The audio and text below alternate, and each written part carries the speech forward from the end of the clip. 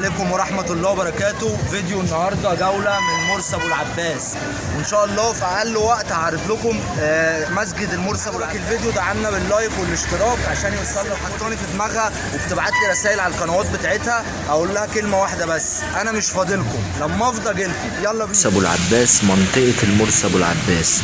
منطقة المرسى ابو العباس في الشتاء بتبقى حيوية زي ما انتم شايفين كده، وفيها العاب للاطفال ومكان تتصور فيه بملابس الاسكندرانية القديمة، والعاب وموتوسيكلات، وممكن تركب خيل يلف بيك حوالين المنطقة دي. والمنطقة هنا بتفضل هايصة كده لغاية الفجر، تيجي وتقعد وتلعب بالألعاب كلها بتاعت الأطفال وبتاعت الكبار. يعني في كمان هنا مراجيح بتاعت الكبار زي المركب مثلا اللي على يميننا دي، كل دي بقى ايه مراجيح أطفال.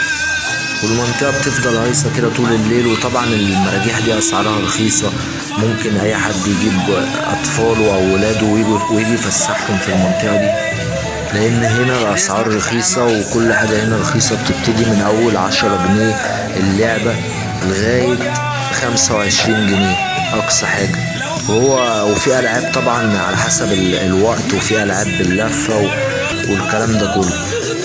هي اصلا مجرد وجود الاطفال في المنطقة دي حتى لو مش هيلعبوا بيبقى فرحة وبهجة، وحتى الكبار كمان بيستريحوا نفسيا في المنطقة دي، لانها منطقة جميلة كده وهايصة في عز الشتاء.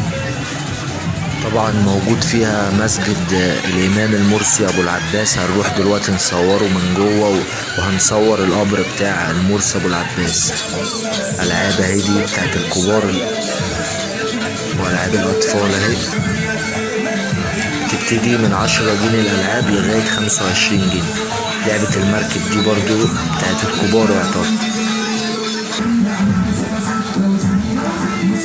وهي لعبة السلسلة ولا الساقية باين، دي السلسلة، دي الساقية التانية.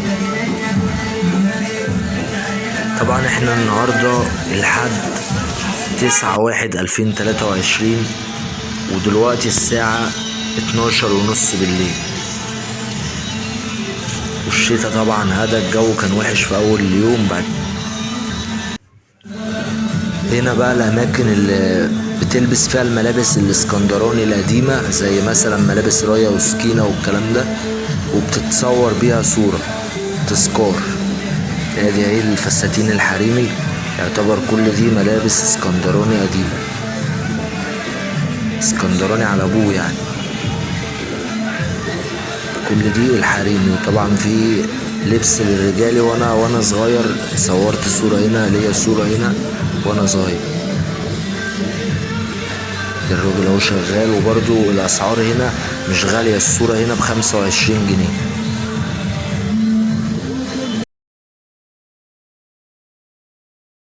عندك للاطفال ال10 دقايق بكام او الربع ساعة؟ لا انا اللفة بكام؟ اللفه ب10. منين لمنين اللفة؟ تلف الحله كلها. يعني تلف الصينية دي كده، ترجع هنا تاني ب10 جنيه. وادي مسجد المرسي ابو العباس من بره، ومعروف طبعا منطقة بحري يعني القلعة والمرسي ابو العباس. وطبعا في ناس كتير قوي جت صورت مسجد ابو العباس وقبر ابو العباس، لكن قليل قوي اللي عامل فيديوهات في المنطقة بتاعت ابو العباس نفسها. ودلوقتي احنا هندخل الجامع وهنشوف بقى القبر بتاع المرسي ابو العباس، وهنشوف شكل الجامع. المسجد بيحتوي على 16 عمود من الجرانيت، اسمه ايه، الجرانيت والنحاس المستورد. الجرانيت والنحاس المستورد. هنا كده على اليمين تحت في مول بتنزل له بسلالم، موجود فيه كل اشياء السيدات. وطبعا انا معرفتش انزل اصور فيه عشان مفيش غير ستات في المكان ده. مسجد، شكل المسجد طبعا من بره جمال زي ما انتوا شايفين كده. وادي الدخلة اهي بتاعت المسجد، بعد طبعا منطقة الالعاب ده في الظهر على طول. الله اكبر.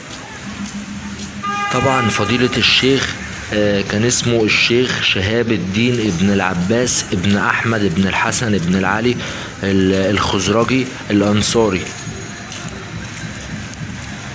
كلمة المرسي نسبة إلى البلد اللي اتولد فيها فضيلة الإمام. والمكان ده مصلى للسيدات. كده احنا دخلنا المسجد من جوه، مسجد من جوه زي ما انتوا شايفين كده. واخر هناك كده في قبر المرسي ابو العباس، هنروح نشوفه دلوقتي.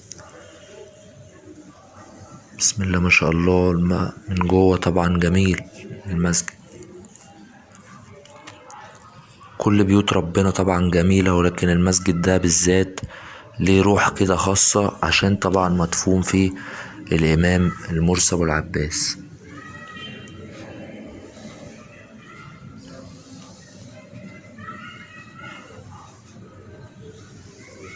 هناك اهو المرحاض، ادي القبر اهو بتاع المرسي ابو العباس. الناس بتيجي تقرا له الفاتحه وتدعي وهم واقفين طبعا على القبر، ولكن انا مش مع ان حد يدعي في القبر، لان الدعوه بتبقى لربنا طبعا. او الراجل ده واقف بقاله ساعه بالمنظر ده، ابو العباس المرسي.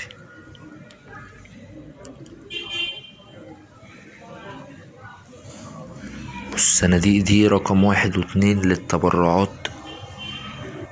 طبعا انا بقول يعني ما ينفعش ان انت تدعي، لان مهما كان ده برضو بني ادم في الاول وفي الاخر من اولياء الله الصالحين، ولكن هو بني ادم ومدفون. ما ينفعش ان احنا ندعي له، يعني احنا بنطلب الحاجة من ربنا بس. احنا المفروض بنيجي نقرا له الفاتحة وخلاص، ولكن في ناس طبعا بتقف على القبر تشكي همومها بالساعات وتعيط، وفي ناس بتيجي تتبارك، في ناس بتيجي ترتاح نفسيا لما بتصلي في المسجد ده. هو بصراحة المكان مريح نفسيا جدا. واللي ورا الكراسي ده مكان السيدات، مصلى السيدات. طبعا ممكن السيدات عادي يدخلوا هنا عند القبر عادي ويزوروه، مفيش اي مشاكل. اهو انا عايز ادخل اقرا الفاتحة، بقالي اكتر من ساعة واقف مستني الاستاذ اللي واقف. ناخد جولة كده ونروح نصلي عقبال ما يخلص.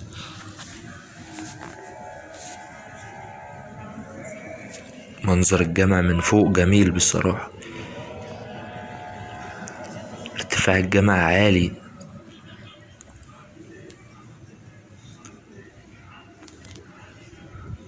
كمان النجف اللي محطوط والسجاد اللي مفروش في الأرض. والمسجد طبعا يحتوي على 16 عمود من النحاس والجرانيت المستورد. كل حاجة الصراحة معمولة في المسجد جميلة. هنطلع دلوقتي برا